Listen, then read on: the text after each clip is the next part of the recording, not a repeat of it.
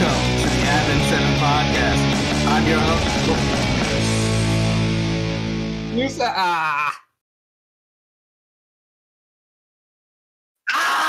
We did it again! Damn it. Take two. Hello, and welcome to the Advent 7 podcast. We haven't done that in a hot minute. I'm your host and guy who can't read a teleprompter. I mean, guy who doesn't realize who best girl is, Trey. I'm joined by the guy whose niche hobby is going to get him all the ladies, Andrew. That is not true. That is not true in the slightest. It's a lady repellent. That's why I watch anime. Wait, no, that came out wrong.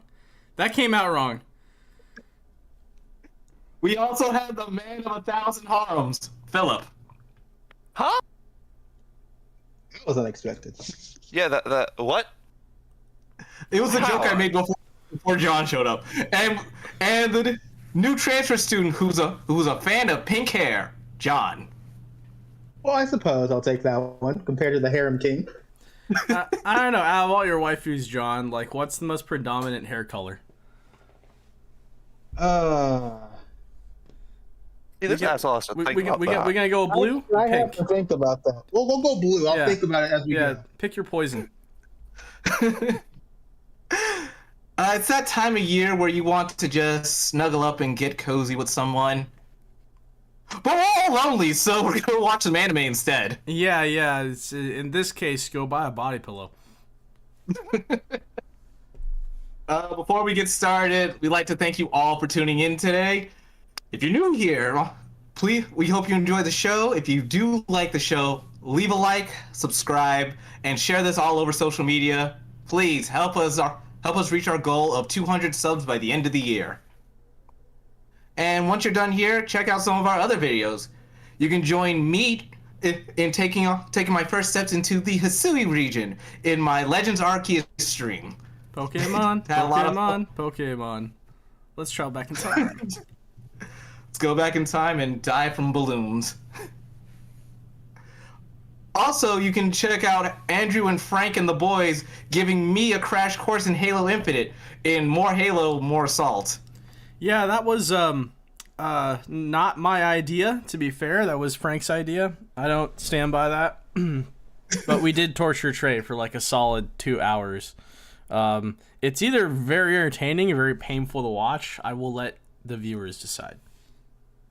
Well, it's fine from Frank's point of view, but you just hear me constantly going, ah! I'm either saying throw hands or I'm dying. Yeah, exactly. Well, I like that there's a comment where Alex is like, Trey's not throwing hands. Yeah, anyways, keep going. Also, the Anime Awards will be Wednesday morning, 10 o'clock Central Time. No, 11 o'clock Central Time. I don't know if it's going to be a video because I haven't seen anything about a video being posted, or if they're just going to say, here's the list of the winners this year. Yeah, I mean... anticlimactic.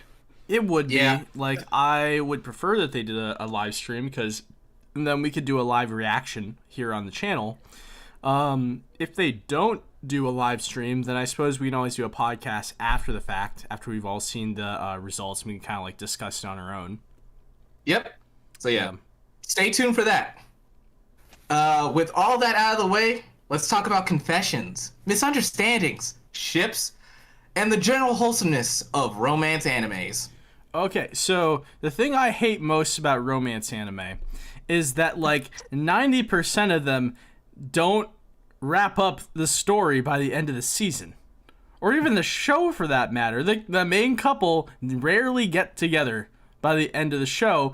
The anime is just a promo for the manga, which may or may not have also wrapped by that point, or may have been running for 10 years. Maybe the author died. Just, like, romance anime is like one of the most masochistic things you can get into, because it just... You don't get typical romance beats. You just get an eternal, painful struggle of will they, won't they. It's like Ross and Rachel, except that there's like 10 Rachels and they all have different hair colors. Or in some cases, they don't get a goddamn third season. And then you've been waiting for so long, and then you hear rumors about them getting a third season, but nope. Sure, it's soon. It just No, it'll never. You're It'll just never constantly be. waiting. You're always waiting for the next season to come up, and it doesn't happen. It's an eternal struggle. I mean, like, thankfully nowadays we have more anime coming back with second seasons after being years on hiatus. I mean, look at Fruits Basket. If Fruits Basket can get like a proper ending, then any show can. But you gotta get lucky, I think. So yeah, before we get any further into discussion, spoilers for any and all shows we may mention today, and also a ton of salt because someone's going to say a ship that everybody hates, and it's gonna be hilarious. Please direct your anger into the comments, folks. Yeah, feel free to list off your favorite shows as well in the comments below. I would like to see what everybody's favorite romances are. You know, I watch a very specific number of romances. I don't watch every romance show out there, so I could use some suggestions actually. Honestly, so let's take a trip back down memory lane, boys. What was your first romance anime that you can think was like, this is a romance anime? Naruto.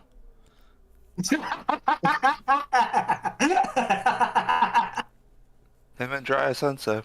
I mean, like, they made out in the first episode, so Naruto and Sasuke's relationship was just already set in stone after that. We knew what the show was about for 700 They episodes. even lost a hand for each other. Yeah, and the blood that poured out from their wrists created like a heart between them. It made the union sign, but yes, you're right. Yeah, you know what another word for union is? Marriage. Marriage? Yeah, that was that was great. I remember seeing somebody on Twitter. They photoshopped the scene from the manga where that happens, and it's Naruto trying to talk to Sasuke, and Sasuke just screams, "I'm a goofy goober, yeah." No. And it's just absolutely like beautiful. It's one of the best romance scenes I've ever seen in any manga whatsoever. Oh my god. But in all seriousness, the first romance I ever saw. Oh, that's kind of a hard question because, I mean, a lot of I think we should like delineate like difference between romance and like a harem. Like harems are more comedy focused, whereas romance is like clearly there is a guy and a girl. They are meant to be together, and the story is gonna follow kind of like the beats of their relationship. I mean, they're tech. It's like if the harem is just there are mixtures. Like, because I know there are harem animes that are just designed to be like the guy has to get through all the girls to get to best girl, or he Rosario Vampire. Okay. Does a Ramo count as a romance? I guess yes. You know what? We don't need to go down that road. That's too painful. I'd say like the first truly wholesome, like special romance anime I stumbled upon was Love, Chunibyo, and Other Delusions. And that was a show by Kyoto Animation back in 2012. I think is when it came out. That was a good one.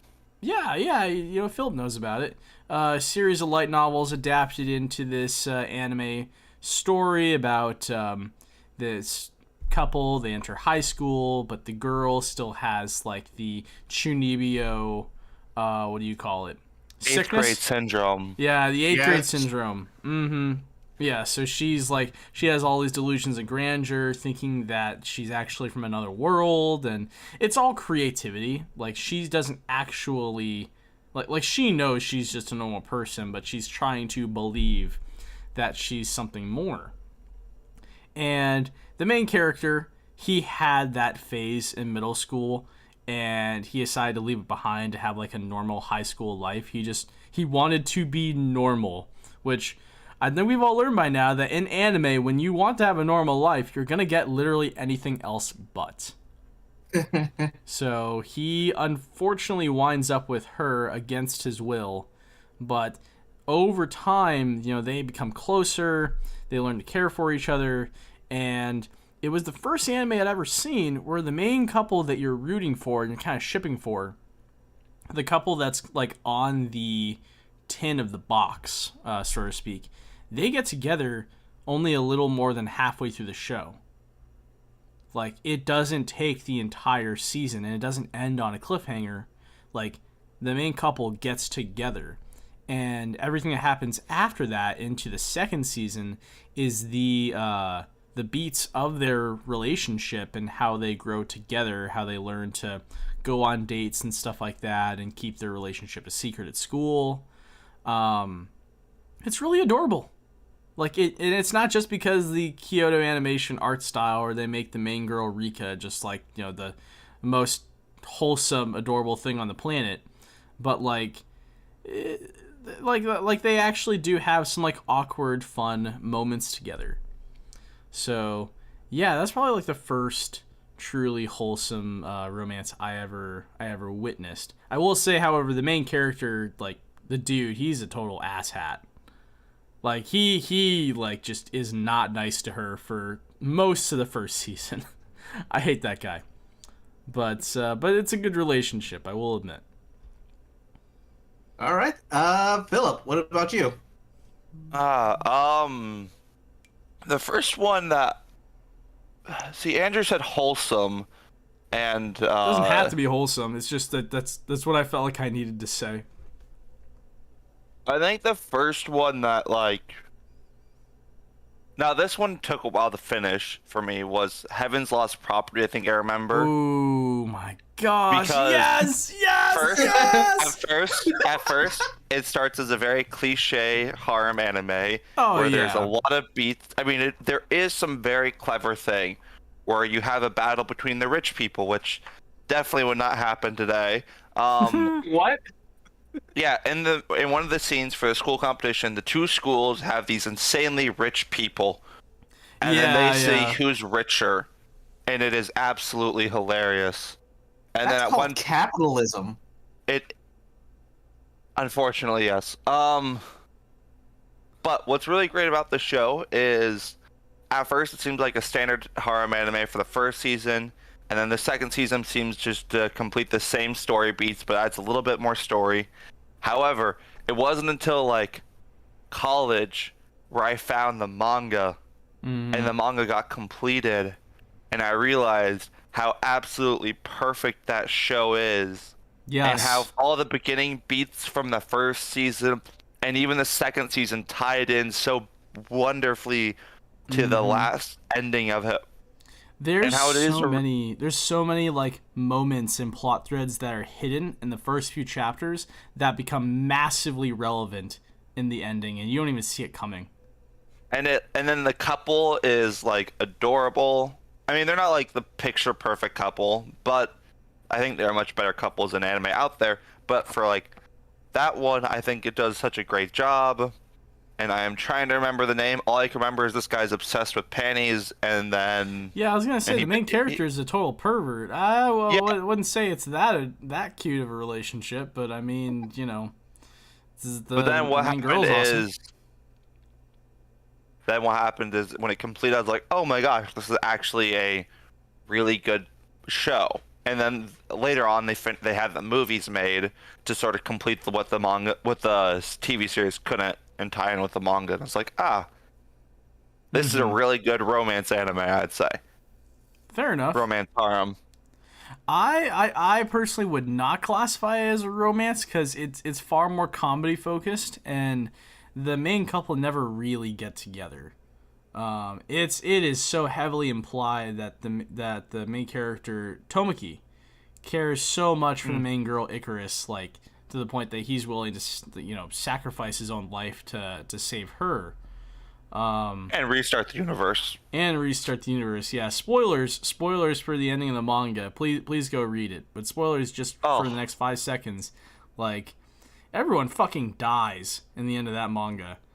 Like Power of it- boners is strong, Andrew. but it's like it's a massively good story. And then the side characters have their redeeming moments in an actually meaningful way. They're not just like, I'm side character and that's it. Not everyone, all the characters have some form of meaningful bit to them at the end that isn't just like thrown in at the end. It's like, oh, they actually were setting all of this up from their beginning. Like a page dialogue here set up this part here, and it's like, it's so beautifully made. Yeah. And the funny thing is that for the most part, Heaven's Lost Property is one of the best comedies I've ever had the pleasure of witnessing. Like, it has some of the most genuinely funny moments and funniest character dynamics I've seen in any form of media. So I always heavily recommend it to anybody. And I really wish that the story would get like a proper like anime adaptation, like redo the anime the same way that they're doing like Storyline Progressive, where they just kind of know, okay, we are going to adapt this like verbatim. Let's actually not screw it up this time. Well, Progressive's also a little different than just like redoing it from Kirito's. No, it's mainly focused. It's focused on Asuna. Yeah. Yeah, but Also, you know, there are a bunch of side characters. let me rephrase that. They need to do it like Fullmetal Alchemist Brotherhood. There we go. Get the proper remake that finishes the story Speaking of properly. Fullmetal Alchemist Brotherhood, yeah, what did you guys think of the relation between Winry and Edward? That's one of the best like romances out there, right? Yeah, I agree with that completely. I don't think anybody has a problem with that relationship. It's okay. I think it was set up from the very beginning, so Yeah. it fits really well. You knew that they were meant for each other. Yeah. Yeah, I especially like the scene where Winry goes home into her bedroom to change, and Edward's just sitting there eating a sandwich. Like I don't know why the author thought to put that in, but that was like just the perfect moment to break it up. Was that in Brotherhood or was that in the original? This is in Brotherhood. It's totally in Brotherhood. Yeah, it's been a minute since I've watched the show. It's after Ed meets those Chimera dudes, I believe, and like brings them back home. Oh. He also needs his arm repaired. He wouldn't go back to Winry's house if he wasn't get his arm repaired, so. Yeah. Of course. Yeah. John, what about you? So these two kind of set me up by now putting it into the wholesome category. So that ruins my plans. Wait, mine was wholesome? His was How was not. mine wholesome? His was not. No. Just wing it, man. Just wing it. Well, Heaven's Lost Property is not wholesome. You need to It's be not like at least wholesome in middle the school to watch it. slightest. Holy crap. So let's not go wholesome. Let's say true romance anime. So the first true romance anime I suppose I probably watch is more generic. Most people have seen it, but that'd be probably Toradora Oh my With- god. with Ryuji and Taiga. And you have Ryuji with his scary eyes, and everyone labels him as a delinquent. But remember, right? He's like super calm. He's actually a clean freak and everything. And then you got Taiga, who's actually, she got her fiery temper and everything. And they're trying to help each other get each other's like best friend. But they keep failing, and the school thinks they're together at that point. And they really grow close to each other throughout the series, which I enjoyed because they started off you felt like, okay, he's going after like Minako or something that was Taiga's best friend. He's going after a different girl, but you could tell from like the beginning. I think even at the cover art of some of the earlier episodes and the manga that you could tell that it was going to be Ryuji and Taiga together. Yeah. Well, Andrew's bad at seeing these hints. If you guys remember our... I'm not bad our at seeing the snap- hints. I know exactly like what John's saying. I know what the show was going for. Do I think that Toradora did it well? Fuck no. No, I think that Toradora absolutely. Andrew couldn't realize I think that Taiga is like the most annoying type of character there possibly is, and the main character deserves so much better. Like I think Ryuji's like a genuinely good guy, but he also like is full of enough self-loathing that he's willing to put up with Taiga's absolute abuse. Like I think the thing with Taiga is a lot of times when you look up, different girl archetypes in anime, a lot of times when you see the Tsundere, it's always Taiga, or there's a couple others as well. but Yeah. she really like stood. I guess stands out. But she was one of the earlier ones. I suppose you could argue. Yeah, you could definitely be like, this is prime Tsundere example. There are others, but she's kind of the perfect package of Tsundere. She is textbook Tsundere. That is without question. And yeah, I'm not into that, man. I'm totally not into that. And I stand by that statement. I know it's an unpopular statement, but you know what? She is just abusive. She is too fiery tempered. Doesn't really like stop to think about consequences of her actions until it's too late. After the accident, she realized. Yeah, it's like, oh hey, maybe I shouldn't have like totally lost my shit over something that was just purely a misunderstanding. But I'll do it again in another episode. That's fine. They'll forget about it by then. Certainly not my favorite romance, but I think it's my earliest romance because it was either Toonami or Anime Central way back in the day that had the full series on it. Yeah. I don't remember it being on Adult Swim, but they put a lot of anime on Adult Swim during like the mid 2000s. It might have been Anime Central, that old anime on the band. Probably Anime Central, but who knows? That leaves me, and so this probably doesn't count even by my own rules, but the first romance anime that I say that I saw, and Andrew, do not ruin this for me, Inuyasha. Oh my gosh. Call me Inuyasha. I'm half demon because I'm eating demon food. Why do I even try to have things that I like? Yo, for anybody out there who hasn't seen the Inuyasha Dad skit from Robot Chicken, just go on YouTube and search for it. Just search Robot Chicken Inuyasha Dad, and you'll see the scene. I hate you. It's peak television. I hate you so much. I think we lost our last viewer. They probably left once I started bashing Toradora. Good. I don't want you here. Dude, Toradora's good. Well, at least it's good. It's very good for me because it got me through a bad time. It was a good show to watch it. Fair enough. We will talk about the romances they got us through bad times as well. But I'm gonna let you reminisce about Inuyasha because I don't actually have any stake in that. I just like to ruin this for Trey whenever he brings it up. Yeah. It's like Inuyasha's one of the first animes that I've seen where it was a very adult anime because it was on Adult Swim back when Adult Swim had the small anime block at night, like when it first started airing. 4 to 6 episodes after 10 p.m. after Cartoon Network did its like late night Cartoon Network, then you had Adult Swim. Yeah, It's like, oh yeah, all the kids are asleep. Heck no, we're not.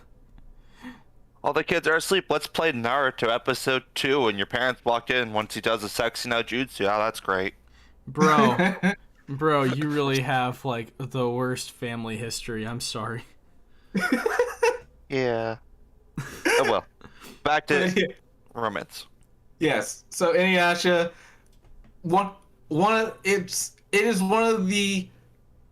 I want to say it's one of the greatest shows, but let's be honest, it's not the greatest show, but it's got staying power. It's kind of just part of the anime DNA. A lot of people grew up watching Inuyasha and then watching the romance between him and Kagome, Sango and Moroku, the weird love triangle between Kagome, Inuyasha, and Kikyo. Just tuning in every week to see whether or not they killed Naraku this time for 10 years. Yeah, did they ever get together? Did Kagome and Inuyasha ever like become a thing? Yeah, when the show ended, like the last season was basically officially setting up all the ships and making sure they were canon, and then they were officially married by the end of the show. And now we have the sequel series, Yashahime, where their daughter plus Shishomaru's twin daughters are going on adventures. Okay, cool. Yeah, I've seen a little bit of Yashahime. That show's really cool. Like, it's a lot of fun. I think it's something that like the anime scene is needed right now. Feels way old school. It's certainly one of the animes that I'm planning on watching as soon as I can. But with Yashahime, Inuyasha still has those beads on him, right? Can you not take those off, or is that just a power play by Kagome? Both. It's both because ownership. Because Kaede wrapped those around him, and it was like the those will keep him bound. You just have to give him the word of command. And Kagome's like, word of command, word of command. He's a dog. Sick boy! Ooh. Yep, complete ownership right there. They married with a child in the future, and she's like, I can still tell you to sit. Here, so we were talking about Bleach romance before the podcast started. I want to hop back on that discussion and let you guys hammer that out. Because, who did we say, like, which ship were you trying to talk about, John? So I was looking up the most popular ships for Yoruichi before we started this podcast, and it seems like Kisuke is the fan-loved one because they act like a married couple, but it also seems like Soy Phone is also a ship, and they kind of go to heads every so often.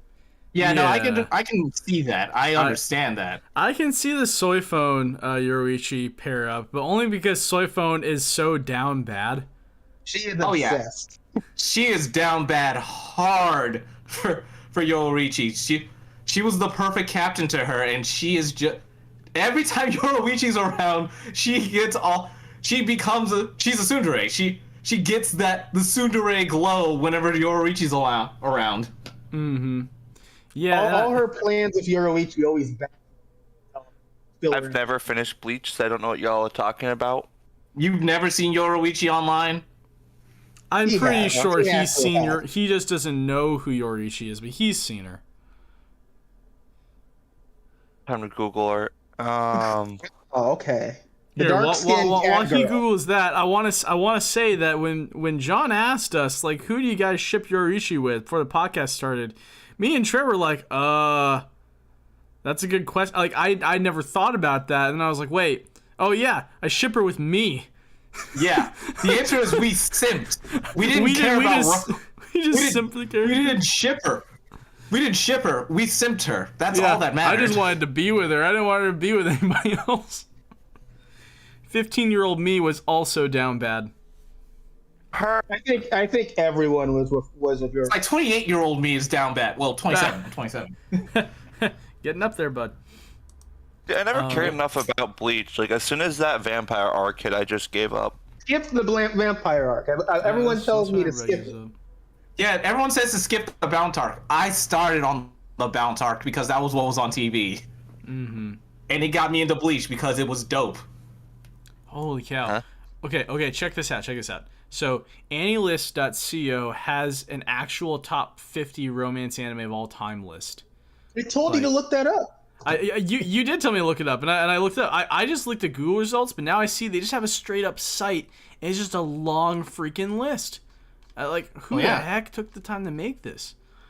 Weeps did this. Okay. Number 1 is Fruits Basket, the final season, according to AnnieList.co. This I can 100% agree with that. I have not watched more than one episode of Fruits Basket because my buddy Michael wanted to watch it in college. I know I need to get on it. I know it's a classic. Check this out. Number 50 is Welcome to the NHK. What? That's a romance? No, it's right. In the loosest of terms, I guess. It's actually a romance. It is in the loosest of terms. Oh no. Oh, that one. It really is a romance when you think about it. It's about this guy super messed up, and it's about this girl who is absolutely obsessed on helping him because she needs someone to depend on her. It's incredibly a codependent relationship that evolves the most unhealthiest of all romances, but they do get together by the end of the show. Now, ignore the fact that the main character is 20-something and the girl's 17. They still get together by the end of the show. Oh my gosh. It's a good show. It is actually a good show because it's an exploration of that neat lifestyle and how people just kind of lose their minds the more that they're indoors all the time. The main character is just the scummiest kind of person you can think of, but he gets better. He gets better because the student, she's a psych major or something. But yeah, it's It is a romance. Is she torturing him though? She tortures him. Yeah, a little bit.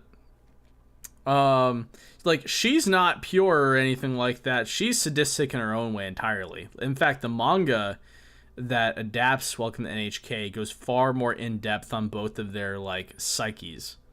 But it's still a romance. It still counts. Man. Studio Gonzo. There you go. Yeah, it's good stuff. So speaking of more romance animes, what are you guys like top favorite romance animes if you can think of them? I'm gonna let somebody else go first for this one. Wait, top what? Top romance anime. Come on, get the wax out of your ears, Phillip. We know you just woke up, but come on, drink an energy drink or something. I'm drinking my Coke. So mine's still not a series. It's still it's the movie. So Your Name is still, I think it's now 3 years old or something. I still love that anime so much. Your Name came out in 2016, but originally it was 2015. It came out in the United States in 2016. That's it's only been 3 years. Bruh, that's like your students' math. God, that's awful. Way too fast. Oh my gosh. 6 years ago. The time keeps marching on, and we're still stuck in the 2015. Like it's 2015. 6 years since we watched that in Anime Club. Just take that in. I was in the peak of my college life when that movie came out. No. Yeah, Your Name is eternally good.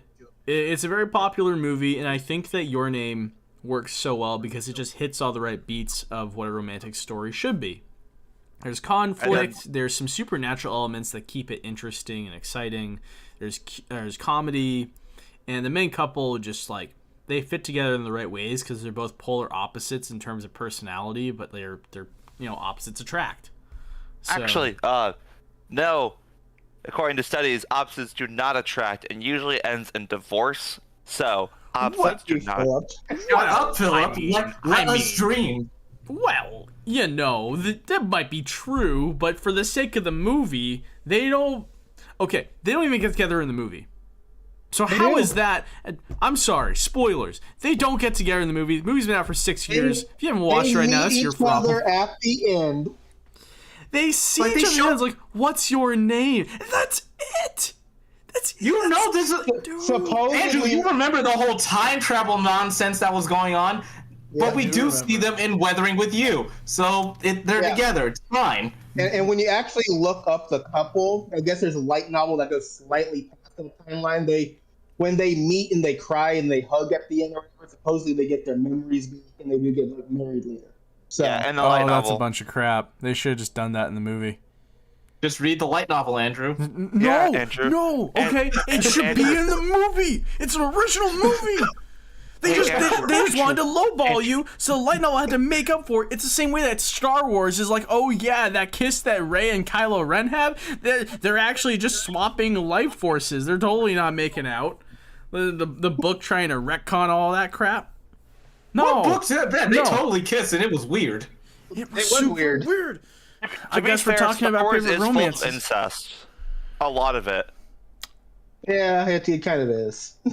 My point is that Your Name is a good romance. It plays back into the thing I hate the most about so many romance anime is that you endure like 2+ hours of this like back and forth heart-wrenching shit, and then you don't even get a payoff at the very end. You don't even get the satisfaction of seeing them go out on a date, or like trying to make things work. Seeing the meteor hit. Oh, we did. The thing with Your Name I also like is compared to a lot of romance / harem animes that we see, I feel like Your Name is a lot more aesthetic. I could show my family Your Name. Yeah, there's a couple of awkward moments where he was in her body going, oh, I have a chest now. But other than that, Your Name is really anyone can watch and feel okay. If Philip's parents walked in, he's watching Your Name, he's fine. If they walk in with a lot of other romances, there's gonna be some fan service somewhere in there at the worst timing. Right. Yeah, Your Name is pretty clean in terms of ecchi fan service. Whereas most romance anime are plagued by it, which is why it's sometimes very difficult to recommend a romance that you're really invested in to somebody else who doesn't watch anime that often, because all they're gonna see is titties. Yeah, that was one of the big things of Your Name. Is I showed it to a lot of my friends, even my family who don't watch anime. Like, this is fine. A lot of other romance, you really can't do that. Also, the characters did feel very even the side characters still felt very human, which was oftentimes they just get relegated to side character A, side character B. But in this time, they felt like they had their own personalities. Like, you saw their goals, their dreams, and I was like, I even saw it get fulfilled. And so, as a romance, and as just a wonderful show, it's great. It does a lot of things well. Even my Japanese teacher mentioned some of the scenes in Your Name, because there was certain scenes when they switch bodies, their mannerisms are snappy because they're using like the wrong version of boy or something like that. The gender variants and stuff like that. So it's a very good anime, or very good movie. Yeah. Your Name is, once again, that's why it was one of the top movies before Demon Slayer came out and destroyed it. Freaking Demon Slayer. I think it was the top. Wasn't it the top until Demon Slayer, or did something knock it out before then? It was the top until Demon Slayer. Like, Your Name was so popular, it usurped Spirited Away. Yep. Which, that movie held the title for, like, over a decade, maybe 15 years. Which Spirited Away got a Grammy, right? But Your Name didn't get, like... No, it got an Oscar. Or an Oscar, an Oscar, and Your Name got nothing, something like that. I think I remember seeing some people being angry about that. Oh, that's because that was the year Boss Baby got nominated. Boss Baby! We're crying out loud. For crying out loud. What do we nominate? This beautiful story about, like, this couple who is split across not just space, but also time, or Boss Baby? Oh, give him the baby! This is why I don't watch the Oscars. Amazing. I don't watch the Oscars for this reason.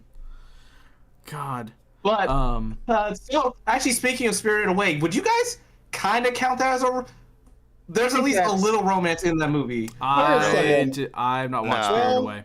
I have not watched Spirited Away, so I can't say anything about this. I would say it feels like a romance, but at the same time, it kind of feels like it feels like a romance if you are looking for a romance, but at the same time, it feels like, oh, you saved me, and this is a magical moment because of that past connection we had, I suppose. Yeah. Yeah, I want to say it's a romance more than, like,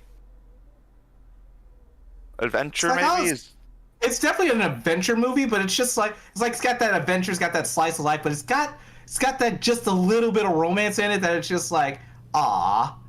Yeah, they certainly push the connection between Chihiro and Haku throughout, especially like the second 2/3 of the movie. So you feel like there's something there. Yeah.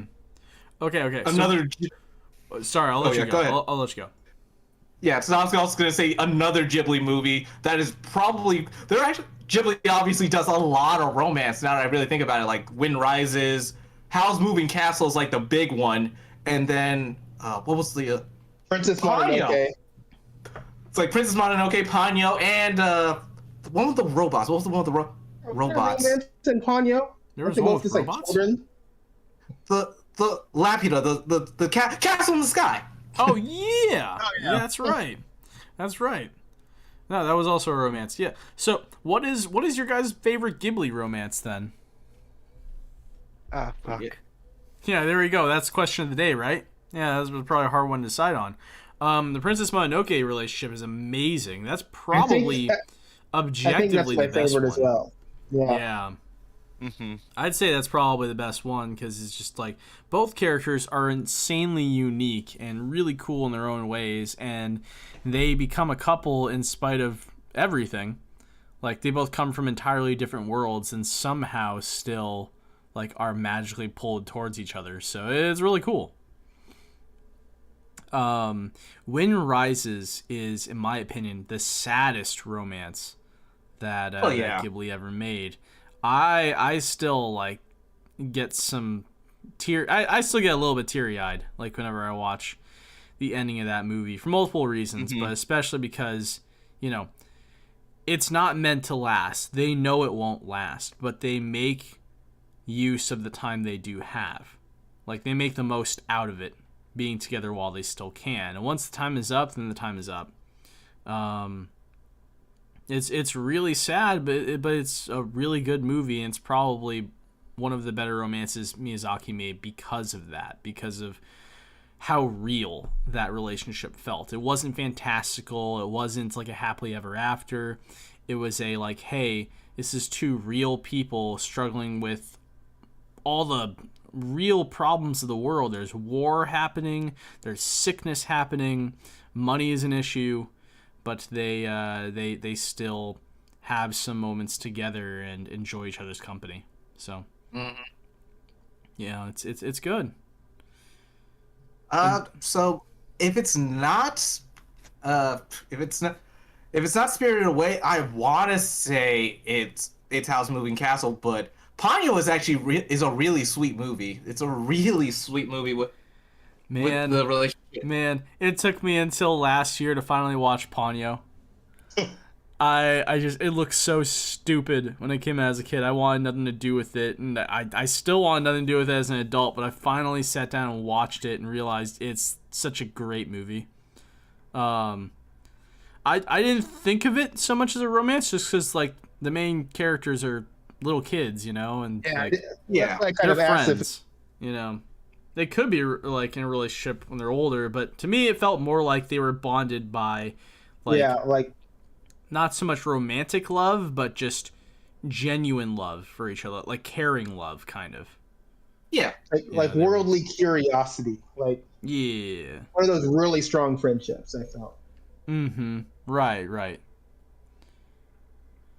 See, I was trying to think of, like, one of the Ghibli films, Secret World of Arrietty.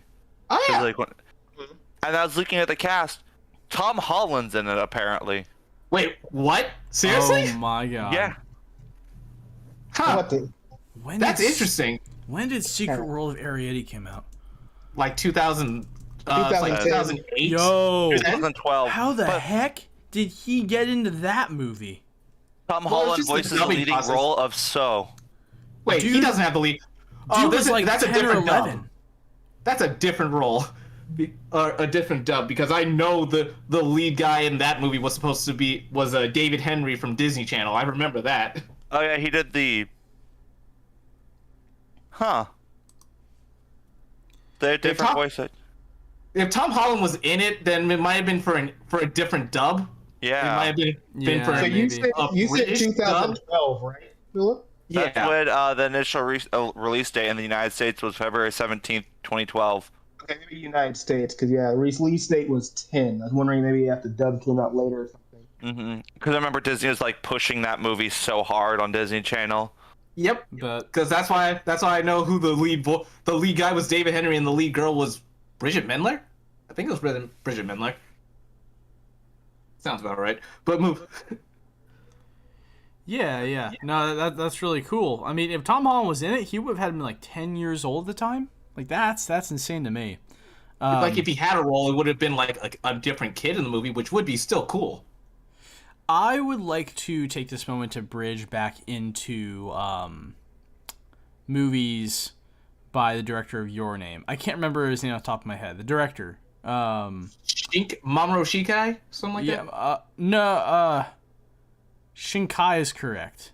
Yeah, Shinkai. I can't remember his first name. But, like, okay, so Your Name is amazing. Made tons of money. Everybody saw it. Yeah, Makoto. Makoto Shinkai, that's right. Even my cousin from South Korea, who, like, absolutely hates anime, does not watch anime, he loved Your Name.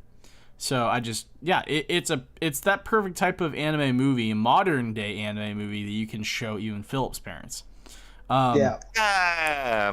My favorite Shinkai film is Weathering with You. I think Weathering You is better than Your Name. And that's... Well, you think a lot of things, Andrew. Hey, at least I think. I have big brain. I have big brain moments. Ooh. I liked Weathering with You because I felt like the stakes were even higher. I felt like the the two characters, they really like had to work hard to be a couple in spite of all these other things going on. It's very similar to Your Name. It's a lot like Your Name. I think I just liked Weathering with You more because I felt like I could relate more to the characters. The main characters are both kids that are trying to pursue the lives they want, but are being told no by pretty much everybody and everything around them. The main characters in Your Name kind of like they're just living day-to-day lives up until the conflicts of the movie. It's like they're not really sure what they want yet, but the main characters in Weathering with You, like, they are running away from something, both of them. And they end up getting entwined in each other's problems. It feels like a much more tense movie in a lot of ways, in my opinion. I've met people who go back and forth. I think that Your Name and Weathering with You are actually like on equal planes of quality. I think that Shinkai's follow-up film to Your Name is just as good, if not better. Like, it's definitely not worse than Your Name in any way. So, oh no, definitely. There's no distance. Like, honestly, these movies are on par with each other. It's just the hype of Your Name is just never going to let you win this argument, Andrew. Your Name's hype, like, in my opinion, was also a result of lots of things just lining up correctly for that movie. Like, it managed to hit at the right time with the right amount of eyes on it. Weathering with You could have been as good, but I think it never would have truly lived up to that hype because how can you, right? How can any Marvel movie right now live up to the expectations of Endgame? No Way Home did a fantastic job, just saying. No Way Home did do a good job. Like, Marvel still managed to reinvent the wheel on that level. But I still meet people who say they prefer Endgame over No Way Home or vice versa.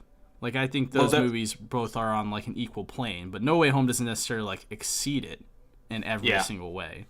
Yeah. So JD's in the comments, and he just mentioned how a silent voice wrecked him. A lot of people. Oh, boy. You're right, JD. Yeah, it did wreck a lot of people. I'm one of those people.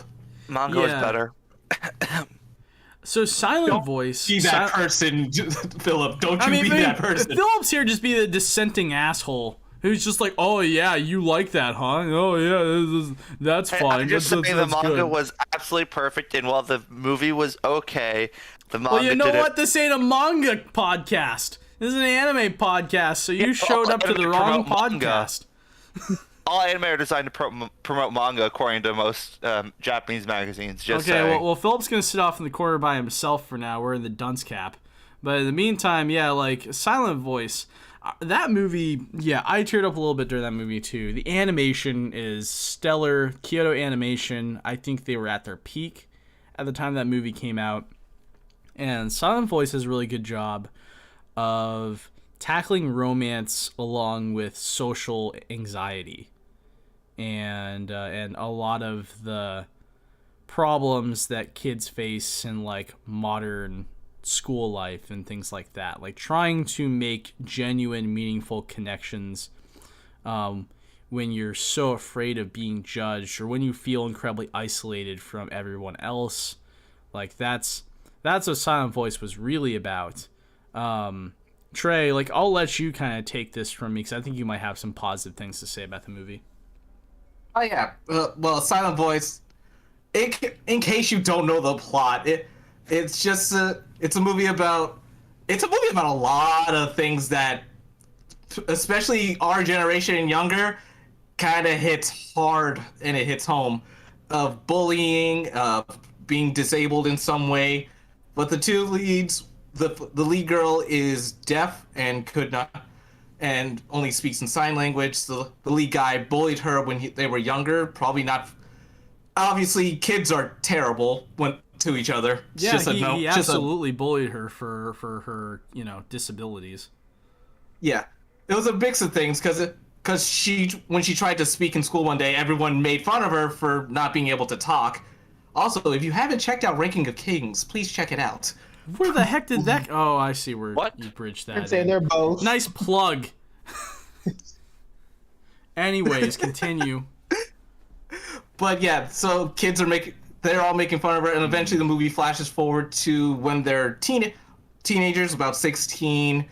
It's like the guy finally realizes how big of a dick he was as a child, and tries to reconnect and A, apologize, and B, just be like a good friend to her finally. I forgot what brought them back together, but yeah, bullying, a redemption arc, disability, romance, social anxiety, all the good stuff that a movie could need. Yeah. And so yeah, they just spend the whole movie getting to know each other better. He's also developed social anxiety because since he was a bully as a child, everyone basically ostracized him, and the movie demonstrates that by him just not being able to look people in the face. Everyone's faces in the movie have X's on them, which is a really cool like effect for it's a showing nice this visual level of metaphor. Yeah, I think that the bully, his progression as a character, that's very genuine. It's believable. You know, he's dealing with the consequences of his very childish actions, and sadly, he can't escape them. You know, even with time, he can't move on past things he did when he was 12. The thing that I struggle with Silent Voice, the only thing that I struggle with about that movie, is that I feel the relationship between the bully and the deaf girl like should have been more on like a friendship level. I think they should learn to like get past their differences, like, you know, kind of put things behind them and say like, yeah, you know, like, you didn't mean to do this, I didn't mean to do that, like, we can be friends. I didn't feel that romance was the right step to go with that couple. Started as friends. I didn't see why she would be romantically interested in him, because his actions definitely impacted her in the long run as well. She didn't just forgive him immediately when they were kids. She didn't just see past all of that. She was also hurt by it. And throughout the movie, you know, he shows his genuine side, and she realizes he's actually not that bad of a person. But did it have to be romance? I don't think so. I think that friendship would have been the much more realistic route between the two. So that's my problem. Movies, Andrew. We're not here for realism. I know. It's an anime podcast about romance. I get it. I'm just saying, you know, this is my personal thing with Silent Voice. Is like, I like the movie. I saw it several times in theaters. It's a great movie. But I do think that the romantic angle between them is a little bit forced. Yeah, I can see that. I think you're wrong, but then again, I read the Bible of TV tropes on the regular, so seeing this stuff and being like, "Yep, this is how this is gonna go," I can accept it, and it's all good with me. Well, I'm the same guy who also said that I didn't believe the romance between Samurai Jack and his girlfriend in season 5 was genuine, and I still stand by that as well. And I was literally the only person who said that. Well, no. Matt also agreed with me. Matt also agreed with me on Sam Jack 5, and Matt agreed with me on Silent Voice. So, I'm not entirely alone. On the Silent Voice as well. Really? Yeah. You're going to agree with me? Yeah, the bullying thing? No way. No one would ever go out with someone who did something as terrible as what he did to that person. Yeah. Even being friends with the person is like... It's a little bit dicey. Like, yeah. you never really forget. Even for like her forgiving him is like would be just enough for the show, in my opinion. But like, they went to the romance side, and I thought that was a bit much. Mm-hmm. It's still great. It's still really good. The manga is fantastic, and the movie was great. But yeah, they shouldn't have been a couple. Well, and the other thing too is that, like, okay, they're a couple, kind of, because the ending of the movie does the same freaking thing that every romance anime does. We don't get any fan service at the very end, and by that I mean we don't get to see them go on a date. We don't get to see them like go through the motions of being officially in a couple. It just ends. It just ends. It's about the journey, Andrew, not the destination. You know what doesn't end? What's the point of the journey if you don't get to the destination? It's the One Piece, Andrew. It's the One Piece. That's why I don't watch One Piece. One Piece fans are crazy. 6 years. God. But anyways. What was that, Phillip? It said One Piece has an end in like 6-7 years. No, it doesn't. Yeah. No, if the One Piece fandom has anything to say, it's not going to end anytime soon. Introducing One Piece, the next generation. Ah, but I hate Boofy. Yeah, Two Piece really fell off, man.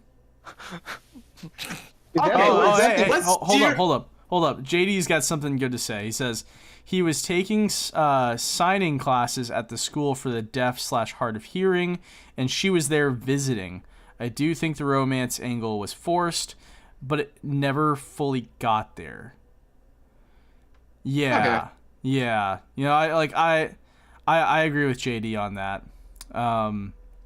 Like, I think that, like, if they were gonna force it, sure, but it never really quite got close enough. It didn't hit the mark 100%.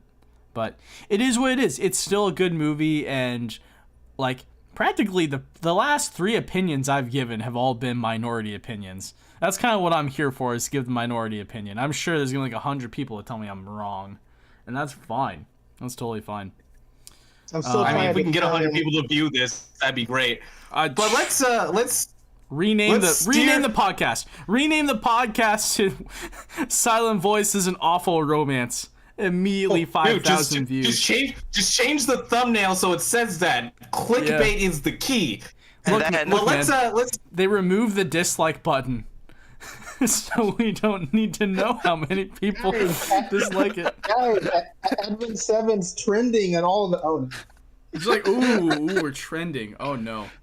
We'll even get a shout out by Giga being like, with this trash. He's like, yeah, those guys really, they fucked up.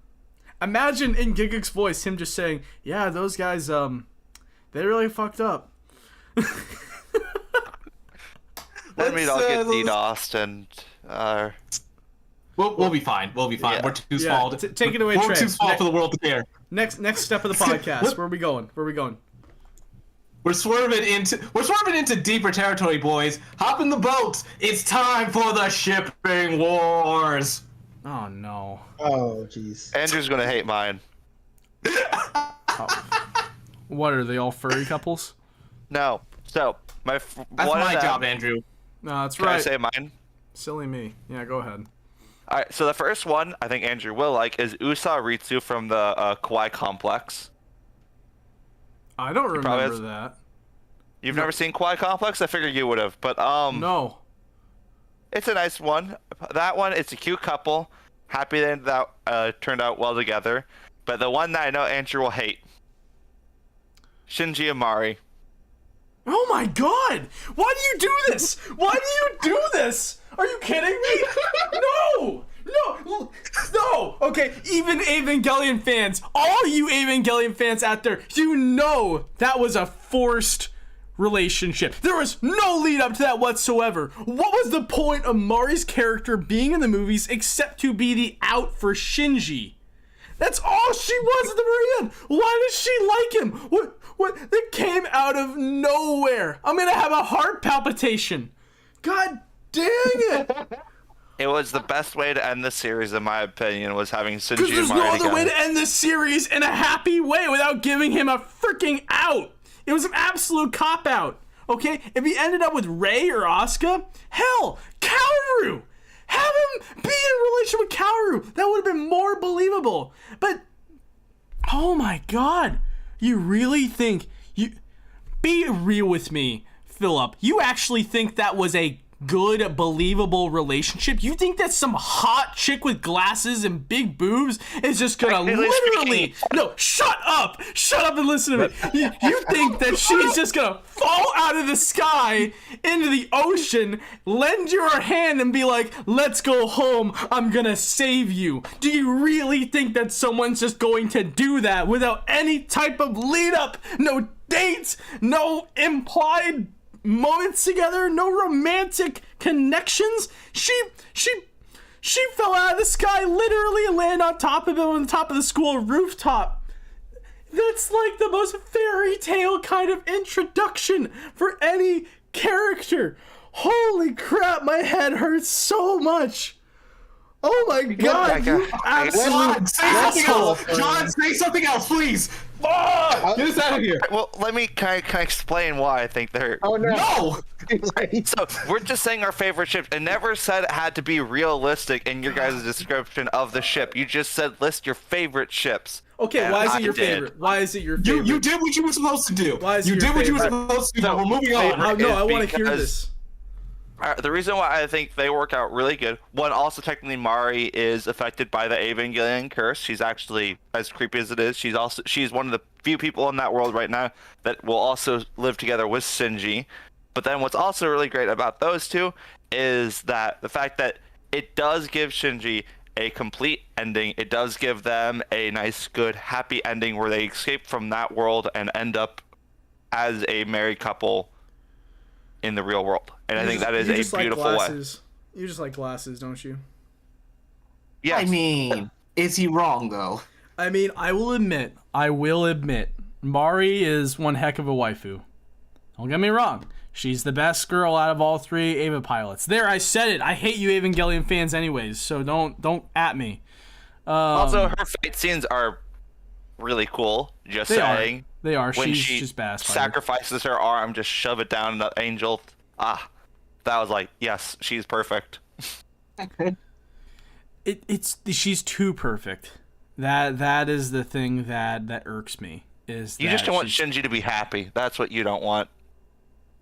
No, do I want him to be happy? I don't know. If he was happy, probably solve all my problems. Probably would stop. At the end. Probably would stop all the Ava fans from like flooding my TL with essays on why the spear of Longinus is actually Shinji's penis. Okay, we're moving on. We are moving on from Evangelion. Hey, someone say something. John, you're a disgrace. You go. What's your definition? So the definition of ships, is that just couples, or does that be main character in his endless search? It's couples or who you think should be together in a show. So I'm going to take a quick moment to be like, I love Naruhina from Naruto, the Naruto Hinata ship. Yeah. Yeah, of course. We all do. I'm also just a simp. I almost always agree with the writer's final ship in the end. Almost always, because half the time I'm right. So it's just like, So this isn't a ship, but it'll be a nice calming moment for Andrew to recollect himself. So, a couple that I loved in anime was Full Metal Alchemist. You got Izumi and Sig. Yeah. It's like they were married, so that's... Married, he was like an amazing husband inside of anime. Always there when she needed him.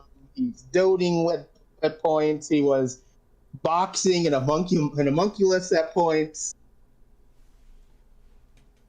Yeah, Andrew can breathe and be happy if that triggers you. It does not trigger me. You are good. Yeah, I know Professor Shinobi, who couldn't be here today, wanted to bring up the Hawkeye Mustang ship, because that's a really good one, honestly. Ooh, that's a great ship. Yes. Yep. I actually picked up Sig and Izumi because I was going to let him have that.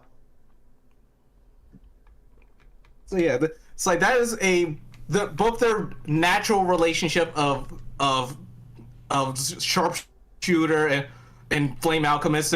Their teamwork is so good. Their relationship, their past, all of it is so good. It's really well written. If they could have dated in the show, it would have been great. Yeah, I was always kind of like confused why they didn't pursue that more, because it's very clearly implied there that professionalism, Andrew. Hawkeye and Mustang, it's professionalism. That's ultimately what it comes into, and that makes sense. That actually makes a lot of sense. Inside the indie scene, she tricks him. He always calls me Riza, and he's like, "Oh, you got a relationship like that?" That's how. Like, it's cute you were that you fell for that shit. Right? Yeah, no, they're actually a really good pairing. That makes a lot of sense, like why it exists and why they never actually got together. So, I'm down for that. What is a good ship for me? What's a ship that I wanted that never actually happened? Because a lot of my favorite romance animes are the ones that they actually did get together in the end. And most of the romances I've watched are where they, like, you know, like, they're technically going out, just not really going out by the end of the manga. So, I don't know, Trey. I'll let you go. Or did you already go? Yeah, you went. You said, like, Hinata and Naruto. Gone. I brought that one up because that's one of my favorites. There are a few others that I like.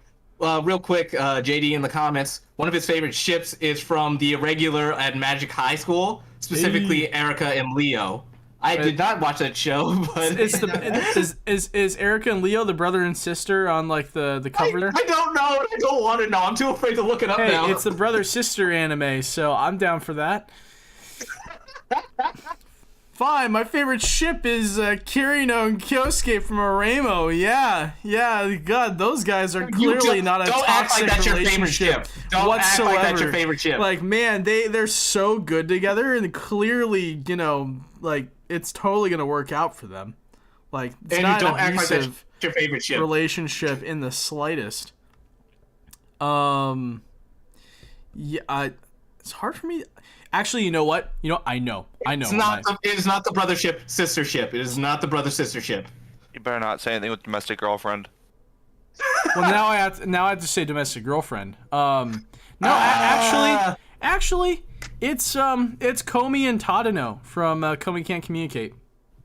That's a nice one. It's wholesome. I'm watching that show. wholesome as I'm hell. watching that show right now. I'm watching it right now, and I'm super engrossed with it. It's the first anime I've watched in a long time where I can't get enough of it, and I'm really psyched for second season. Yeah, I absolutely adore the relationship between those two. It feels so genuine, and they both bounce off each other really well. They both click together, and they have a genuine dynamic that's so clear as day to everybody else that not just the viewer, but even the side characters see them and they're like, oh yeah, Komi and Tadano, they're totally a thing, right? Yeah, of course they are. Like, everybody knows, except only for those 337 chapters. Yeah, That's the obsessed girl who's always trying to get in the way. there's that. Yep, there is her, and she is painful. Oh my god, there was a joke in one of the episodes I saw. This is like episode 7 where they're at like a festival. And she's like, hey, Komi, get on your knees real quick. So Komi does it because she doesn't question things. She's pure. And the obsessed girl's like, I bought this Frankfurter. Here, do you want a bite? Let me just lower this and put it in your mouth. They're like, no! You leave Komi alone. Now, Jimmy! Yeah. Like, don't bring Komi into your, like, absolute messed up. Don't, okay? Don't corrupt her. Just don't. You leave her alone. Yeah, no, I'm super into that ship right now. I love it. Also, Tonikawa, the main couple in Tonikawa, they're amazing. They are so wholesome, and I can't wait for another season of that show because it's just such a good story. I know. I think they're supposed to be coming up with an OVA like really soon. Yeah, like another OVA real quick. Oh, I hope so. It's like I remember. I love Tonikawa. I loved watching it. We lost it. We absolutely lost it during the Anime Awards last year when Tonikawa won like Best Couple. We're like, yes, give it to us. Let's go. That was freaking cool. Yeah, check out our highlights on that one. The highlight for this podcast is gonna be me losing my freaking shit. Almost. It might. Okay. But one of my favorite ships is from. Well, I just love love. So I'm always happy with shows and all that. Mm-hmm. One of the shows that I put in the part of the slideshow you people are seeing is from Twin Star Exorcist. Oh, the two leads, Rokuro and Denio. Yeah. So it's an action anime, but the whole premise is that these two are the best / youngest exorcists in Japan, one from the east, one from the west, and they are destined to come together and have the child of prophecy who is destined to save all of Japan from the demons. But the show starts off with them hating each other. So it's a cute enemies to lovers story arc, and the manga is just so good. I didn't know that the manga was gonna keep, like, the manga is still ongoing, and they just had another time skip because the original manga run starts when they're 14. They have a 2-year time skip to their 16, and they just had another time skip to their now 20. It's great. It's great. I love them. Oh, y'all, I'll be back in like 5 minutes. Where are you going? He's going to get his Evangelion poster and somehow send it to the stream. No. No, I don't have any Ava posters. That's yet. a shocker. Yet. I said yet. Yet. All right, I'll be right back. Also, the most wholesome and just most spectacular show from last year. Hopefully, it might win the best romance anime this year. Horimya. Oh yeah. My god. Mm-hmm. Yep, I figured we had to touch upon Horimya at some point in this podcast because it is probably the best written romance I've seen in any anime TV series in a long time, long as I can remember. Like, everything I've been complaining about recently with how, like all these romance anime, they don't follow the beats of the relationship. They don't go through the first date, second date, third date, meeting your parents, like trying to understand each other's emotions. They never do that. That's literally all Horimya is. Yeah. Like I adore that show, and at times it's almost hard to watch with the emotions that the main characters have to face. It's truly special. The first clip I ever saw of that show was a clip of her telling him to what was it, to like insult her and everything because she was enjoying that. That's the first clip you saw. Yep, that's the first clip. She just has this side that she wants to be dominated, and that's okay because she's consenting to this. It's just weird because Miyamura does not know how to. He's not that. He's not that. Mm-mm. Yeah, and that's actually another reason why the show works, is because it tackles moments like that where one person wants something specific out of the relationship that the other person can't quite deliver on because that's not who they are. It comes down to like personal differences and things like that, and that's all part of communication in a romantic relationship. So, yeah, it's really interesting seeing how the two characters, they're just so vastly different in a lot of ways, but they're similar in one massive way. They both just like to be together, like just the two of them without anybody else around at times. Like they both put up like a social facade at school, but after school they're more comfortably them. Yeah. It's so sweet. It's so wholesome. I love how the show basically stops being about them halfway through and we focus on everyone else's romance drama. Yeah, that's kind of funny too. And I mean, I didn't ask for that, but it's nice to have. I think that's also like a misinterpretation, I guess you could call it, of romantic relationships by people who don't have a lot of experience in it. And then they try to make an anime about romance. It's like, there's more to a relationship than just making the confession and then it's happily ever after. Like, oh, hey, we've run out of things to say. Let's focus on the other side characters. You really don't have to. There's still plenty to do. But I don't know. Like the couple, they still have their own problems throughout the show. But you're right. Halfway through, it kind of becomes a focus on the other couples that haven't happened yet. That's the whole crux of romance anime. It's the whole will they, won't they. Once you know they will, it's like, well, there's nothing interesting here. They're just happy together. They're just gonna be. That's absolutely not true. That's not true, though. That's not how that works. That's not how that works, and that's why anime freaking sucks. That's exactly what Andrew's been like against the entire day. That's all I've been talking about for the last hour, is that that's not actually how this works. But go on. Don't let me interrupt your very good point. Well, one other really good show / ship that I want to mention on this podcast is another image in the slideshow is Given.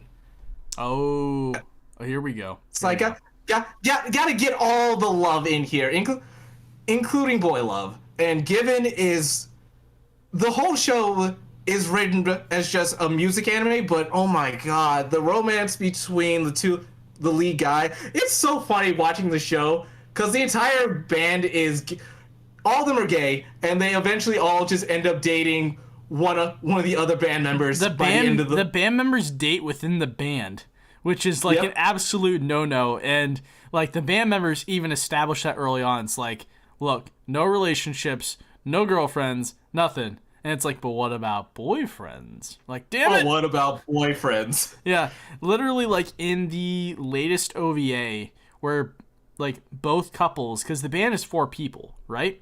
Yeah. And literally, the band is split up into 2 couples. And so when both couples come to each other, like, hey, so we're dating, they're all like, oh my god, our band is going to die. Yep. We are gonna lose this band so bad, and then, because it's a recipe for disaster. But you know, but they're gonna make it work. It's just all of their relationships are so great, and I just. It's really for the better for both relationships. Like both couples have had bad romantic experiences up until this point, and they both just so happen to find the right partners who are their best friends. Yep. So, yeah, it absolutely works. And seeing the main couple together. Oh gosh. So the main guy with the blue hair, his name's I do not remember their names at all. It's like I'll have to look that up. Uenayama, I think is his name. Trying to remember because his boyfriend, the dude with the red hair, says his name so many times, but it's a long name. So we're just gonna say blue hair protag, red hair protag. Yeah, like blue hair dude. Like he's very he's your typical bad boy, like punk rock aesthetic. Like he's a lone wolf type of character, and he just wants to play guitar. Doesn't really want to do anything else, but he's hard to work with. He's not very sociable, so the only socializing he really does is within his band, and his other 2 band members are college students, whereas he's a high schooler. But this transfer student comes to his school, and it's the red-haired kid, and he's just very quiet and kind of strange. He doesn't talk much, but he acts a lot, and he goes out of his way to find the blue-haired dude after hearing that blue-haired guy plays guitar. And suddenly there's a whole backstory with the red-haired kid and how he had a relationship at this prior school that didn't go well. Music was a real big part of it, and he owns a guitar, but he doesn't know how to play it. And turns out there's just a lot of trauma going on there that the red-haired kid's dealing with. And that comes out throughout the course of the romance that develops between him and the main character. It's really sad, but they become better people for it. And it all culminates in that final song they sing. The emotion in that song is so good. Yeah. They have one big concert to climax out the TV series, and that's really cool. And then there's a movie that comes out afterwards that's about the drummer and the bassist and how like their relationship happened at the same time, and it happened kind of behind the scenes. So the movie happens kind of coincidentally with the TV show.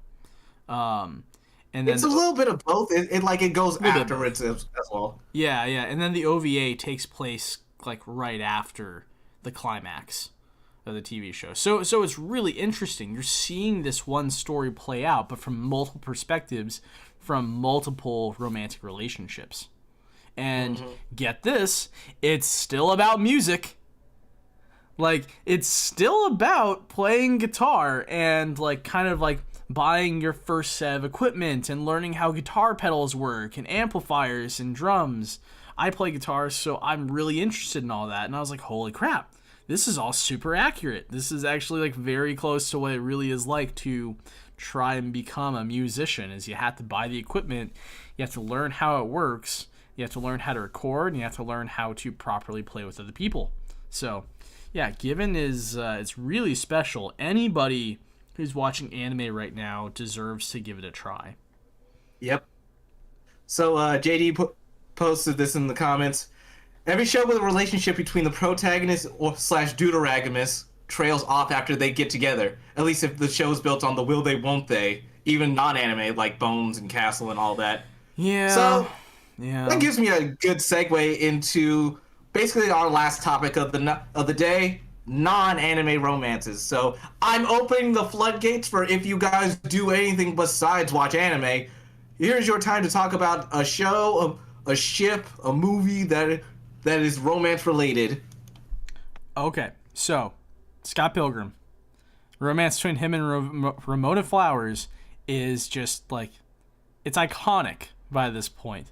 It's such a funny relationship because it shouldn't work. Scott is such a like self-loathing user of a person, and Ramona Flowers is too badass and too confident in herself to ever want to go out with this scrawny like asshole. But yet it still works because Scott's just lucky. He's always been lucky. And yeah, it's actually like a pretty fun relationship because it turns out Ramona Flowers has her own like really dark past that she's trying to escape from, and he kind of helps her with that. Basically, Scott helps her process her past, whereas Ramona helps him process his. The whole story of Scott Pilgrim is about facing your past that you're trying to run away from, and they both have romantic histories. They both have dreams that they never managed to accomplish, and they're both like mid-20-somethings. So it's kind of learning to like move on, live in the present in spite of all that. They despite seeming like polar opposites, they actually have a lot in common, and they complete one another. So yeah, I really love that romance between the two of them. I hope the animated Netflix series is gonna be good. I can't wait for the anime! Netflix anime, Scott Pilgrim, let's go! Woo! What? There's gonna be a Scott Pilgrim Netflix anime! I don't know if it's an anime, but it's gonna be animated. It's I think it's gonna be in the anime. style of the comic, actually, if I think about it. Anime, Scott Pilgrim! So, Phillip, you got anything? Now, all the romance stuff I watch is like anime related, so. All right, John, you got anything? Trying to think. I mostly stick with outside of anime, it's normally superhero stuff. So, I guess movies. I would probably trying to think who I'd give it to. Maybe Iron Man and Pepper, just because how supportive she was. Yes, pepperoni. That was a really good relationship between the two of them. I always liked that romance. Oh yeah. And there was growth through those movies, which I really liked as well. Mm-hmm. And then I guess another one would be just Miss Martian and Superboy as well, probably from the Young Justice. Oh series. God, yeah, dude! Which one of you? Are you guys watching Young Justice currently? No, I'm a little bit behind at the moment, but I've started watching this season. Yeah, pretty behind. Julian got me access to his HBO Max account, so I can officially start watching Young Justice. So I'm gonna catch up. Oh my God, I'm not gonna. Okay, that's fair. That's fair. We'll at least talk about the first two seasons of Young Justice, because Miss Martian, Superboy, totally a thing. And their relationship is like very like will they won't they early on in first season. It's innocent, it's budding, and then second season, complete fallout after their breakup. Like, oh yeah, Miss Martian she is not the like, peppy, optimistic person she was before. She's very much like more weathered now and a little bit like pessimistic in a way. And she's also dating like a fish boy. Yeah, Lagoon Boy. Yeah. Whereas Superboy is just trying to like, get over it, which he obviously can't because he lost an absolute bombshell of a person. So, yeah, that's a great dynamic right there. We don't get to see the happy times between them, but we get to see the lead up and then the fallout afterwards, which is really cool. Well, they get back together at the end of season 2. In season 3, they spend the entire season together. And I'm going to tell you guys this now: they got engaged. Yay! Yep. And the current stuff that's going on with this season, Andrew will find that out when he gets there. Okay. Yeah, no. Okay. Like, Andrew, text me after you've watched the first 4 episodes of season 4. Okay. Sure. Yeah, I'll definitely hop on that. I've been watching Peacemaker, but I definitely want to watch more Young Justice. And the relationship between Superboy and Miss Martian is kind of what got me into Young Justice to begin with. I always really liked that, so yeah, I'll definitely go give it a watch. Is Raven in Young Justice by this point? No, they have not brought her in. She is not. Dang it. I've seen nothing of a Raven. Because the only DC romance I'm more invested in than that is Beast Boy and Raven. Yeah, BB Ray is such one of my favorite ships. And Beast Boy is come on, there. but what about the Damien and Raven from Get out of here. Now he's Damien Raven. Oh my god. Okay, I mean, Phillip's it's not a bad wrong. ship. It's fine. Yeah, It's not a bad ship. They like that was the product of like the worst possible timeline that the DC characters got stuck in. But but you know, it's like Raven and Damien, they they made it work. They both had really dark pasts and they were stuck in a crappy situation and they needed each other. So And when everyone else is dead, and you're two of the only people left, you gotta Justice League. but lower your they standards. they flash pointed. So Yeah, they fixed it. They fixed it. It's fine. Everything's fine. Nothing bad happened. They won't get any of that, but at least we got to see it happen. So that was cool. Yeah, I guess there's also the Robin Starfire relationship from the OG Teen Titans, and they actually became a thing by the end of the series. A thing in the yeah, they became a thing at the end of the series. Yep. So it's good. They became a thing, and then I think inside the comics currently they're a thing, but I also know that Nightwing has like a list of people he's been a thing. Yeah. Like in comics, you can't have one relationship unless you're basically married to them. Mm-hmm. Yep. Nightwing gets around. Yeah. So no, though, like those are all pretty cool, like non-anime romances. Are there any like last shows or last matchups you guys want to touch upon you haven't gotten to already? I have one that I want to mention, but I want to. Well, I want to bring up my non-anime things. Oh yeah, that's right. Go ahead. Yeah, real quick. My non-anime things would be Lore Olympus on Webtoons. It's basically a retelling of the story of Hades and Persephone, and Rachel Smith has done a great job with her illustrations, and it's just such a good story, and I love how their romance is being depicted. It's so good. Mm-hmm. And then of course, I have to do this because as a true Avatar fan, there's only one ship that I will accept in all eras. Katang forever. Katang. Katara and Aang. What about Toph and Sokka? Sokka is not a bad one. It is not a bad one, but I'm still okay with you know what? No, Sokka and Suki being together. John, did you say Aang and Sokka? Or no, you said Aang. I said Suki. Yeah, Suki. Yeah, Sokka and Suki's fine with me. It's like I don't know. Like Toph, she just Toph is Toph. Did they ever say who? No, they do not. Were? Nope. Toph just got around a lot. You have no idea what the heck happened to Sokka. All right. All we know is that Toph's first husband was Kanto. Okay. Did they die or divorce? Do you know that? Most likely, she divorced. She divorced Kanto and then remarried another person who we don't know, and then had a girl named Suyin. Mm-hmm. And then they got divorced, and Suyin has a giant family. Anybody who tries to get married to Toph is, just signing up for a bad day. Like. Well, remember the Boulder had a first wonderful experience with Toph at the very beginning, and. The what? The Boulder. I like the way you said that. The Boulder. Yeah, I don't like the way you said that, Phil. That's not what happened at all. I'm confused. I'm not the massive Avatar fan the rest of y'all are. I don't remember that. Inside the pit fight where you meet Toph, the big dude that's shirtless, he's talking weirdly. The Boulder challenges the blind because he's the Rock. bandit. Oh, okay. I think I do remember this now. I still don't like the way you stated that, Philip. What about Jet? Yeah, and Phillip, what the Zutara? heck? No. Whatever. Goodbye, Jet. Whoa, wait. What about in Legend of Korra? Korra, who'd she wind up with at the very end? Korosami? I Yeah. did not see that coming, like, at all. And I'm just... There was literally no build-up for it. Ed called that. Really? Ed totally called that earlier on in the season. He's like, they got super lesbian vibes going about both of them. And that's, frankly, a much better relationship for Korra than the dude she was dating before.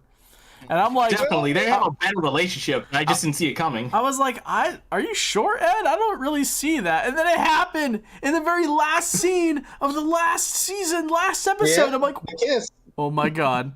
They Oh my didn't kiss God. on screen, so they could say they didn't, but obviously the creators came out and said, yes, they are together. Oh. You can't- They were going to Yeah, the kiss, creators but then came they out and would have said it. faced a lot of backlash. A bunch of people who are Yeah. like, yeah, you can't force that on our And also children. they also put all this in the comics, so... Yeah, right. They just kind of held hands and walked off into the distance at the end, which was just funny. It was just funny because it was incredibly unexpected on my part too. And yeah, I see JD here in the comments. He says, "I love the joke that Toph just earthbent a child into being." Yes, that is the real answer to who the parents are. It's the Earth itself. That's far more believable. All right, Okay. I think I'm done with that. So, final thoughts? Any last mentions or anything like that? I do Clannad have. After story is the best. Shut up. Clannad, Hey, it's okay. great. Clannad, I never watched any of Clannad only because Drew watched Clannad in college when we were both attending school together. And I remember he watched Clannad for the first time, original Clannad, during that year, and within a week, he binged all of Clannad and binged all of After Story. And so I see him the following weekend to go grab lunch, and he is a mess. He has just been crying. He is emotionally distraught. And I'm like, dude, what happened? He's like, I watched Clannad. I'm like, okay, and he's like, it doesn't end well. It doesn't end well at all, man. I'm like, oh, God, okay. He explains to me a little bit, and I said, you know what? Clannad was on my watch list. I don't think I need that in my life. I'm already sad enough as is. It is a beautiful show. I highly recommend you watch it. It's great. I don't need more depression in my life. I'm gonna It's go. one of those. I'm gonna go watch more Komi. It's like I'm happy I watched it once, but I don't feel like I'm emotionally prepared to watch After Stories again. Ooh, I know who I Yeah, need to me- make me that. neither. Who I need to have watch this. All right. Oh no, that sounds evil. The another ship I really want to happen that should have happened already is in Kaguya-sama. Ah, yes, Love is War. Yeah. Oh, hey, Delirium Academy's here. Well, At the end with Andrew the saying the manga- Mari Shinji couple is Don't the say it, best Andrew, in don't all. say it! I hate you, John. I hate you so much. You almost made me say it. You son of a bitch. I don't know what you're talking about. The Dollar Inn Academy is just a wonderful subscriber who's liked so many of your videos. You son of a bitch. I'm not gonna say it. But yeah, Kaguya-sama and the class president, we all know, they're meant to be, and the whole premise of that anime is just them both knowing that the other's into them, and they're like, I'm gonna force them to say it out loud. I'm gonna make them cave and confess to me. That way, I win. Ha ha ha ha ha. y'all, just read the manga. Oh, it's beautiful. I like the Can't anime. get the bangers of the openings with the manga. Oh my gosh, the opening song, such an absolute banger. Yeah, but the problem is it's named as Daddy Daddy Do. Yeah, why don't you daddy do it, man? Just stick to the anime, man. I don't need the manga in my life. I'm patient. I'll wait for the anime. No, I will you wait. can't be patient. You gotta binge read it. It is so freaking good. I'm sure it is. Never! Okay.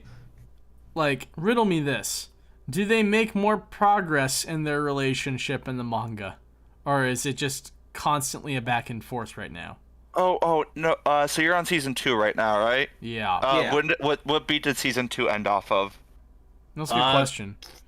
End of their second. Well, halfway through their second term, I'm guessing. They got reelected. In season 3, or yeah, it'll be either season 3 if they do the 12 episode if they're going at the current pace, or season 4. You'll see a lot more progression. Definitely during season 3, though.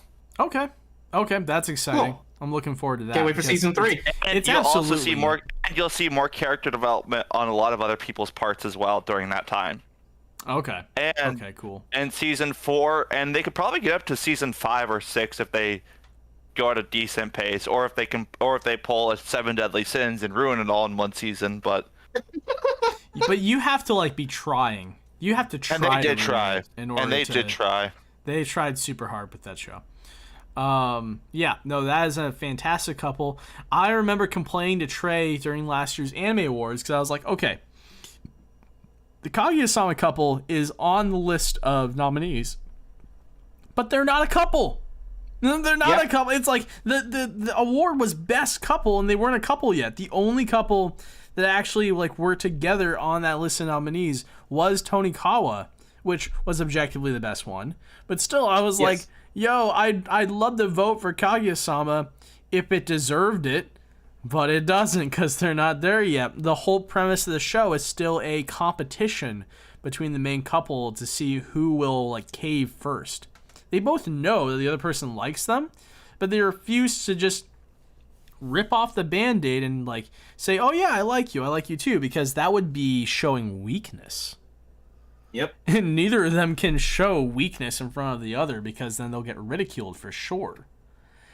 It's a wonderful premise.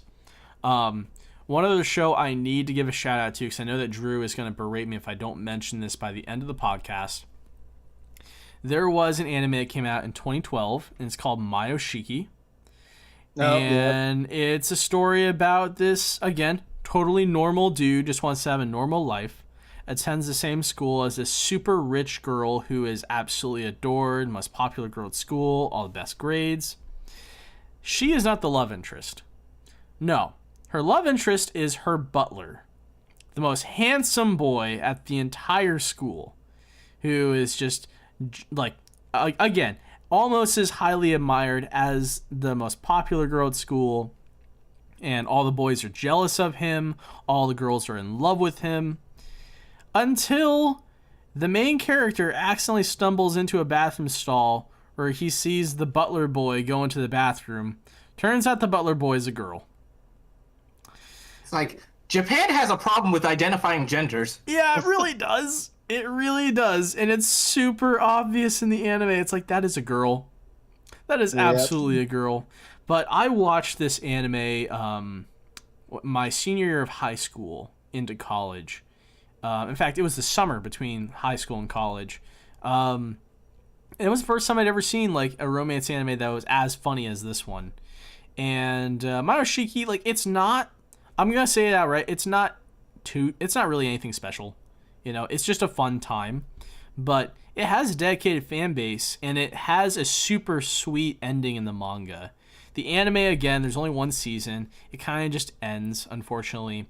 But the manga picks up right where the anime left off, and the manga ends with them actually becoming a real couple and going out together and kind of exploring some of the romantic beats in the relationship and making it work. The artwork is also some of the best I've seen in any manga in Mayo Shiki. So it's very short. You could collect the entire manga series in like 4 omnibuses. But it's a fun story. Fun story with a lot of like comedic cliches. It's very, very 2012. I'll put it that way. People who know. People who don't. So yeah, there's my big shout out for that couple. I remember I wrote a song back in college about the main girl that I tried to play on my guitar. Yeah, I was really into the show at the time. I really liked it. Anyway, so yeah, I got 2 shout outs for the final thing. One for the one anime my one non-anime friend watches and adores, the Ancient Magus Bride. Ooh, Ancient Magus Bride. I never watched that show after the OVAs that came out before. Yeah, I never actually finished the show either. I decided to rewatch it try to But it's rewatch some of it. It's super really good. good. It's really beautiful. Was it It's on Toonami? beautifully animated. Was it on No, Toonami? it was never on Toonami. It should be. It should be. That's something that should be on Toonami. But no, it was never on Toonami. So that's a shout out for her. She probably won't watch this episode, but still, I brought up the one show that she actually will watch. And then for me personally, I'm gonna bring up a show that probably no one has seen or has forgotten that it existed. Watokoi, or Love is Hard for Otakus. Watokoi! Yes! Thank you for bringing Because that it's show up. locked in Amazon Prime. Because It is so good, though. It's so good. Everybody needs to check that out. That, again, everything I've complained about in this podcast, Watokoi takes care of. It tackles that. It is about relationships between, get this, adults! It's about working class adults who are in an office. Like, typical office coding job. They are not high schoolers. They're not even college kids. They're not full of any of that drama. They're just a bunch of adults who want to have fun playing video games and cosplaying in their free time when they're not busting their butts at work. And they date their coworkers. And their coworkers are just as nerdy as them, but in different ways. Yep. They're all nerds, but they all have their own niche nerddom. And that's the thing, right? Okay, say that you get into a relationship with a nerd. That's who you're looking for because you're a nerd too, right? Well, turns out you're really into video games. This person you're dating does not play video games. They're very nerdy about cosplay in particular, which you know nothing about. So the two of you still have to compromise and show interest in one another's hobbies, even though you typically wouldn't go out of your way to do so because you like this person. That's what's special about Watokoi. And also, you see their romantic miscommunications and stuff, not just at home, not just at the movie theater or outside at a restaurant, but at work too. You see them talk at work and kind of like figure things out, and it's funny. It's super funny. Has a fantastic opening animation with like. Yeah, I love the synchronized dancing that they do. It's so good. The hand movements and stuff. Like, yep. I remember going to an anime convention that year, and it was NebraskaCon, actually. And the dance panel that they had in NebraskaCon, like the people leading it were doing the finger pumps and hand movements and stuff. I'm like, oh my god, it's Watokoi! Okay. Man, I need to go watch Watokoi again. I just need to rewatch it. It's such a good show. It's a good show. The author ain't great, but it's a good show. Oh, right. It's one of those situations. Oh, separate the art from the artist. Separate the art from the artist. Mm-hmm. Yeah, the anime is still good. The story's still good. Okay. All right. That about wraps it up. I'm what tired. are your favorite? I'm freaking tired now. Man, I lost it too many times during this podcast. I didn't think I'd get nearly this pumped and this angry. But I should have expected as much. Just Phillip is here. Went out of his way to trigger you. He went out of his way to trigger you. I know he did. I did not. I just said a genuine couple that I am actually happy got together, and Andrew can accept true love. Oh yes, man. But what do you guys think? What are some of your favorite romances? Why are your ships better than our ships? And why is Phillip right, or why is Andrew right? Tell us down in the comments down below. While you're down there, don't forget to leave a like, hit the subscribe button. Also follow us on Twitter at Avin_7, Facebook Avin7Media, and Reddit r/Avin7. For all things anime, video games, and comics, please check out avin7.com for more. From Avin7, I'm Trey, and I was joined by Andrew. Yay! Romance, anime, masochism. Yeah, go watch some stupid romance anime on Netflix. No, actually, go watch Komi. Go watch Komi. It's really Go watch Komi-san. Phillip. Been fun making Andrew see the light of what the best ship is. I hate you. Love you too. And John. Been fun watching the chaos. We wish you all a happy Black History Month, a happy Valentine's Day. Go Team USA. We'll see you all next time. Goodbye. If you don't have a date for Valentine's Day, go hang out with your bros. Go hang out with your friends. Go do anything. At least go outside for something that day. Treat yourself. Doesn't have to be Treat a yourself romance some day. chocolate. You could also just do something for fun. All right. Yeah, goodbye.